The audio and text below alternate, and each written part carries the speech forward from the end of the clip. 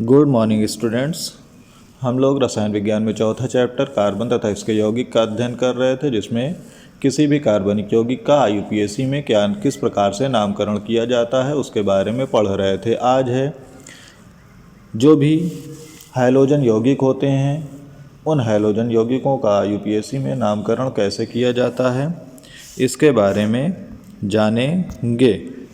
इसमें सबसे पहला है हैलोजन यौगिक। हैलोजन यौगिक उन यौगिकों को कहते हैं जो किसी भी एल्केन से हाइड्रोजन को विस्थापित करके, चाहे वो एक या अधिक हाइड्रोजन हो, विस्थापित करने के बाद जो यौगिक बनता है उन प्रकार के यौगिकों को हैलोजन यौगिक कहते हैं। और जब इनका आईयूपीएसी में नामकरण करते हैं तो ये हैलो एल्केन कहलाते हैं। हैलो एल्केन का मतलब है पहले हैलोजन का नाम लिखा जाएगा, उसके बाद एल्केन का यानी जितने कार्बन परमाणु हैं उनका नामकरण किया जाएगा।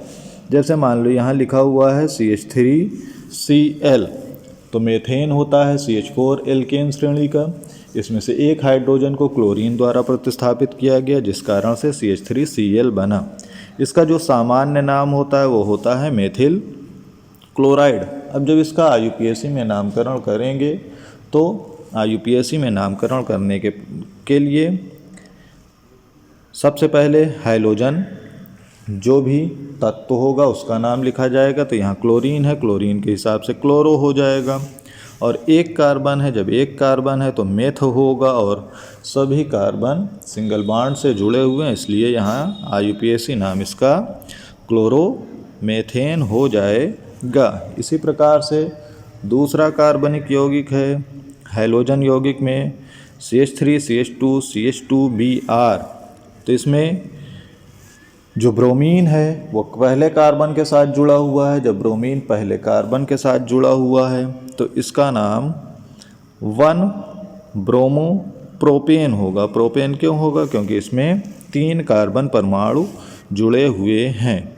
इसी प्रकार अगला कंपाउंड है CH3CH सिंगल बॉन्ड Cl और CH के साथ CH3 प्रतिस्थापक समूह के रूप में लगा हुआ है।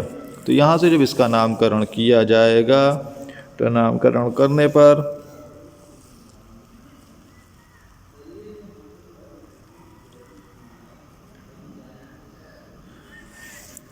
बाएं साइड से नामकरण करेंगे। पहला कार्बन, दूसरा कार्बन और दूसरे कार्बन के साथ क्लोरीन जुड़ा हुआ है और इसमें 3 कार्बन है, तो इसका नाम हो जाएगा 2-क्लोरो-प्रोपेन। प्रोपेन क्यों होगा? क्योंकि इसके साथ 3 कार्बन परमाणु जुड़े हुए हैं। इसी प्रकार अगला है Cl CH2CH double bond CH2। जब इसका नामकरण होगा तो दाएं साइड से कार्बन में नंबरिंग स्टार्ट होगी, तो यहाँ 1 2 3 हो जाएगा। इसका जो सामान्य नाम होता है वो होता है एलिल क्लोराइड। लेकिन जब इसका आईयूपीएसी नाम लिखेंगे तो तीसरे कार्बन के साथ क्लोरीन है तो 3-क्लोरो-प्रोपीन हो जाएगा। प्रोपीन इसलिए होगा क्योंकि यहाँ डबल बॉन्ड है और 3 कार्बन है तो प्रोप होगा, और डबल बॉन्ड के हिसाब से ईन जोड़ दिया जाएगा तो 3-क्लोरो-प्रोपीन हो जाएगा। इसके बाद अगला जो क्रियात्मक समूह है वो कहलाता है एल्कोहल क्रियात्मक समूह। एल्कोहल क्रियात्मक समूह उन्हें कहते हैं जिसमें OH समूह किसी भी यौगिक में जुड़ा होता है। जब OH समूह किसी यौगिक में जुड़ा होता है एल्किल समूह के साथ तो वो एल्कोहल कहलाते हैं। इनका जो सामान्य सूत्र होता है वो CnH2n+OH होता है। इसका मतलब यह है कि जो भी संगत एल्केन है जब आईयूपीएसी में उसका नाम लिखा जाएगा तो एल्केन से E हटा दिया जाएगा और E हटाने के बाद उसके साथ OL लिख दिया जाएगा। जैसे मान लो मेथेन है तो मेथेन में जब संगत एल्केन मेथेन है तो मेथेन से जब OH इसमें जोड़ेंगे तो इसका आईयूपीएसी में जो नाम होगा वो E हटा देंगे। जब E हटा देंगे तो E हटाने के बाद इसके साथ OL जोड़ दिया जाएगा तो ये हो जाएगा मेथेनल।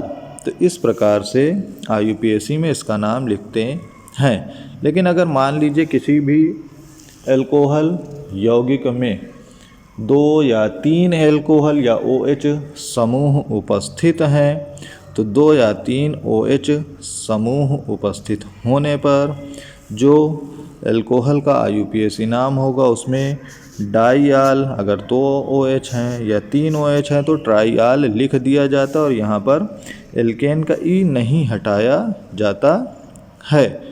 जैसे मान लीजिए यहाँ पर है मेथिल एल्कोहल, इसका जो सामान्य नाम होता है वो मेथिल एल्कोहल यानी CH3OH। जब इसका नाम लिखेंगे तो एक कार्बन है, एक कार्बन के हिसाब से मेथेन लिखेंगे और उसमें आल लगा देंगे तो ये हो जाएगा मेथेनाल।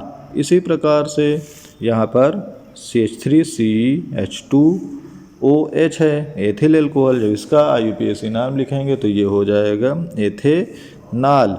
लेकिन यहाँ पर देखिए ये जो तीसरा लिखा हुआ है CH2OH सामान्य नाम है एथिलीन ग्लाइकाल, लेकिन जब इसका IUPAC नामकरण करेंगे तो इसमें 2 कार्बन परमाणु हैं, 2 कार्बन परमाणु के हिसाब से एथेन होगा और दोनों कार्बन परमाणुओं के साथ OH जुड़ा हुआ है। जब OH जुड़ा हुआ है तो पहले और दूसरे कार्बन के साथ OH जुड़ा हुआ है तो 1 और 2 लिखेंगे और यहाँ डाइआल लिखेंगे क्योंकि 2 OH समूह जुड़े हुए हैं। इसी तरह यहाँ अगला कंपाउंड है CH2OH, CHOH, CH2OH जिसे ग्लिसरीन या ग्लिसरॉल कहा जाता है। जब इसका IUPAC नाम लिखेंगे तो IUPAC में 3 कार्बन परमाणु है तो प्रोपेन हो जाएगा और तीनों कार्बन परमाणुओं के साथ OH जुड़ा हुआ है तो 1 2 3 और 3 OH है तो ट्राइआल इसका IUPAC में नाम हो जाएगा। इसी प्रकार अगला जो समूह है क्रियात्मक वो होता है एल्डिहाइड। एल्डिहाइड में जितने भी यौगिक होते हैं उनमें CHO क्रियात्मक समूह उपस्थित होता है। इसका जब IUPAC नाम लिखते हैं तो उसमें से संगत एल्केन जो होता है, एल्केन से E को हटा के AL लिखते हैं, अल। एल्कोहल में ऑल लिखते थे, यहाँ अल लिखा जाता है। जैसे मान लीजिए यहाँ लिखा हुआ HCHO, तो HCHO में 1 कार्बन परमाणु है। जब 1 कार्बन परमाणु है तो इसका नाम होगा मेथ यानी मेथेन, और जब मेथेन में अल लगाएंगे तो ये हो जाएगा मेथेनल। इसी प्रकार इसमें 2 कार्बन परमाणु हैं तो एथेनल, इसमें 3 कार्बन परमाणु हैं 4 कार्बन परमाणु हैं तो ब्यूटेनल हो जाएगा। यहाँ पर देखिए जो अगला कंपाउंड है, अगला यौगिक है, इसमें CH3 CH2 CH CH3 CHO है।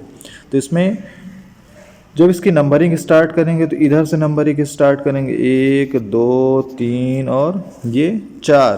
तो दूसरे कार्बन के साथ यहाँ मेथिल जुड़ा हुआ है तो 2 मेथिल हो जाएगा और 4 कार्बन है तो ब्यूटेन हो जाएगा और CHO जुड़ा हुआ है तो ब्यूटेनल हो जाएगा इसका IUPAC में नाम। अगला जो क्रियात्मक समूह है वो आपके सिलेबस में है कीटोन। कीटोन में जितने भी कार्बनिक यौगिक होते हैं उसमें 2 एल्किल समूह कार्बोनिल समूह द्वारा जुड़े होते हैं। तो इन प्रकार के यौगिकों को कीटोन कहा जाता है। और जब इसका IUPAC नाम लिखते हैं तो जो भी संगत एल्केन होता है, एल्केन का मतलब मेथेन एथेन प्रोपेन ब्यूटेन, तो उसमें से ई हटा दिया जाता है और ई हटाकर उसके स्थान पर ONE या ओन लिखा जाता है। जैसे मान लीजिए यहाँ पर दिया हुआ है कार्बनिक यौगिक CH3CO CH3, तो इसमें 3 कार्बन परमाणु है तो इसका IUPAC में जो एल्केन होगा वो प्रोपेन होगा और जब प्रोपेन से ई हटाएंगे तो ये प्रोपेनोन हो जाएगा। उसी प्रकार यहाँ 4 कार्बन परमाणु है तो ये ब्यूटेनोन हो जाएगा। अगला जो है वो है CH3CO CH2 CH2 CH3। तो यहाँ 5 कार्बन परमाणु हैं और 5 कार्बन परमाणु में जो कीटोन समूह है वो दूसरे कार्बन के साथ जुड़ा हुआ है तो इसका नाम जो हो जाएगा वो पेंटेनोन 2 या पेंटेन 2 आन लिखा जाएगा, क्योंकि जब क्रियात्मक समूह द्वितीयक होता है तो उसके साथ आन लिखते हैं। उसी प्रकार यहाँ तीसरे कार्बन के साथ, चाहे नंबरिंग इधर से स्टार्ट करिए चाहे इधर से, तीसरे कार्बन के साथ ही ये CO समूह या कीटोन समूह आ रहा है तो इसका नाम हो जाएगा पेंटेनोन 3 या पेंटेन 3 आन। इसी प्रकार से जब अगला कार्बनिक यौगिक है वो होता है कार्बोक्जिलिक समूह। कार्बोक्जिलिक समूह उन्हें कहते हैं जिसमें किसी भी एल्किल समूह के साथ COOH जुड़ा होता है, तो इसे कार्बोक्जिलिक अम्ल कहा जाता है। जब इसका IUPAC नाम लिखते हैं तो उसके एल्केन से E को हटाते हैं और उसके साथ ओइक अम्ल जोड़ दिया जाता है, जिससे कार्बोक्जिलिक अम्ल के यौगिकों का IUPAC में नाम प्राप्त हो जाता है। जैसे यहाँ देखिए HCOOH है, जब इसका IUPAC में नाम लिखा जाता है तो एक कार्बन है तो मेथेन हो जाएगा, और इसमें जब COOH जुड़ा हुआ है तो ओइक अम्ल जोड़ देंगे तो ये मेथेनोइक अम्ल हो जाएगा। यहाँ 2 कार्बन है तो एथेनोइक अम्ल, यहाँ 3 कार्बन है तो प्रोपेनोइक अम्ल हो जाएगा। उसी प्रकार से यहाँ देखिए अगला यौगिक है HOOCCOOH, तो इसमें 2 COOH समूह हैं। जब 2 हैं तो 2 कार्बन है, 2 कार्बन के हिसाब से यहाँ एथेन होगा, और दोनों कार्बन में COOH समूह है तो यहाँ 1 और 2, या चाहे इधर से स्टार्ट करिए 1 या 2 दोनों समान होगा। तो पहले और दूसरे कार्बन के साथ COOH समूह है, कितने हैं 2 है तो 1 और 2 डाइओइक अम्ल इसका IUPAC में नाम हो जाएगा। तो इस प्रकार से किसी भी कार्बनिक यौगिक का IUPAC नामकरण किया जाता है, उसमें चाहे जिस प्रकार का क्रियात्मक समूह जुड़ा हुआ है उस हिसाब से उस क्रियात्मक समूह का नामकरण करते हैं। उसके संगत एल्केन से क्रियात्मक समूह के आधार पर नामकरण कर दिया जाता है। आज इतना ही, बाकी नेक्स्ट डे। Good bye.